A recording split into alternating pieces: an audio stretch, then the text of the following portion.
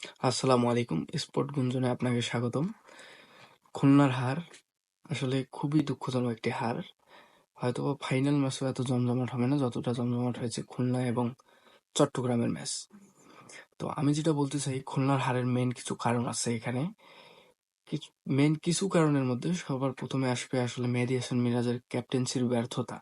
মেহেদী হাসান মিরাজ এত সিনিয়র একজন প্লেয়ার, এত অভিজ্ঞ একজন প্লেয়ার হয়ে কি করে এরকম একটি টানটান মুহূর্তে একজন সাধারণ বোলারকে বল দেয়, যেখানে তার হাতে অনেক অপশন ছিল।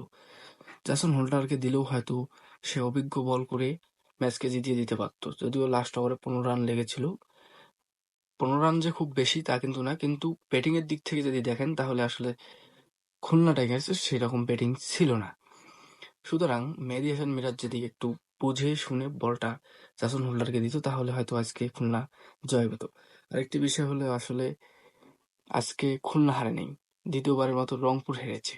কেননা রংপুর ফ্যান সবাই খুলনাকে সাপোর্ট করেছিল আজকে, হয়তো এজন্য।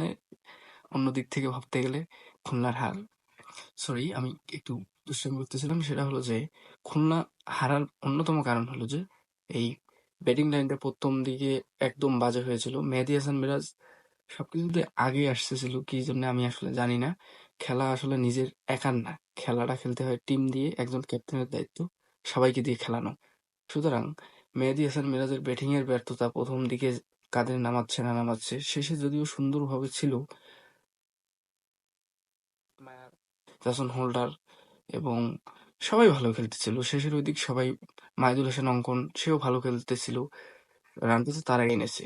শেষের দিকে একটু খুঁটে ধরে তো রানটা এসেছে। বোলিং দিকটা যদি একটু মেহেদী হাসান মিরাজ ভালোভাবে পরিচালনা করতো তাহলে হয়তো খুলনা আজকে ফাইনালে যেত। এত বড় একটা টান টান উত্তেজনা ম্যাচ শেষ পর্যন্ত গেছে যে লাস্ট ওভারে 15 রানের শেষ বলে 4 রান, নাটকীয় একটা মুহূর্ত। আলিস ইনজুরি হয়ে মাঠের বাইরে গেল, আবার 1 বল পরে আলিস ফিরে আসলো, সরি 2 বল পরে আবার আলিস ফিরে আসলো এবং 4 ডাঙালো, চট্টগ্রামকে উইন করলো এবং উদযাপন উপহার দিল। চট্টগ্রামের দলীয় মালিক সে কান্না করে দিয়েছে। একজন পুরুষ মানুষ সহজে কাঁদে না ভাই।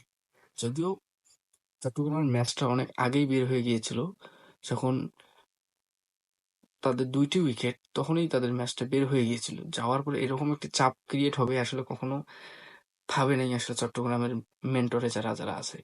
কিন্তু আরেকটি বিষয় হলো যে খুলনা যে আবার এই ম্যাচটি মাঝখান থেকে বের করে নিয়ে এসেছিল, বের করে নিয়ে আসার পর আসলে হারেছে, আসলে খুবই দুঃখজনক একটি বিষয়। না হলে হয়তো এত কষ্ট আজকে মেহেদী হাসান মিরাজ বা তার দলের মালিক পেত না। কেননা ম্যাচটি হারা ম্যাচ, আবার তারা রিটার্ন করেছিল, রিটার্ন করার পর আবার হেরেছে। এটা আসলে খুবই দুঃখজনক। সুতরাং আসলে পরবর্তী সময়ের জন্য আমি শুভকামনা জানাবো খুলনাকে। ধন্যবাদ।